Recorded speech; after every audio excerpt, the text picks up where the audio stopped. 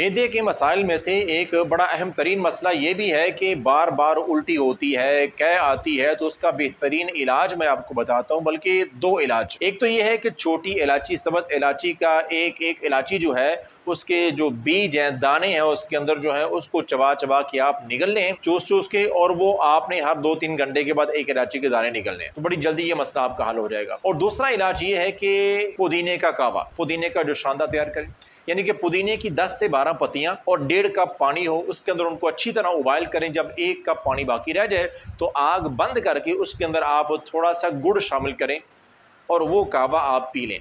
और ये आपने दिन में तकरीबन 3 से 4 मरतबा करना है। हर 3-4 घंटे के बाद आप ये कावा पिए और इंशाल्लाह आपका ये जो उल्टी, कै या मतली का ये जो मसला है ये हल हो जाएगा। मैदे के मसाइल में से एक बड़ा अहम तरीन मसला ये भी है कि बार बार उल्टी होती है, कै आती है। तो उसका बेहतरीन इलाज मैं आपको बताता हूँ, बल्कि दो इलाज। एक तो ये है कि छोटी इलायची, सबत इलायची का एक एक इलायची जो है उसके जो बीज हैं, दाने हैं, उसके अंदर जो है उसको चबा चबा के आप निगल लें, चूस चूस के, और वो आपने हर 2-3 घंटे के बाद एक इलायची के दाने निकलने हैं, तो बड़ी जल्दी ये मसला आपका हल हो जाएगा। और दूसरा इलाज ये है कि पुदीने का कावा, पुदीने का जो शांदा तैयार करें, यानी कि पुदीने की 10 से 12 पत्तियां और 1.5 कप पानी हो, उसके अंदर उनको अच्छी तरह उबाइल करें। जब 1 कप पानी बाकी रह जाए तो आग बंद करके उसके अंदर आप थोड़ा सा गुड़ शामिल करें और वो कावा आप पी लें।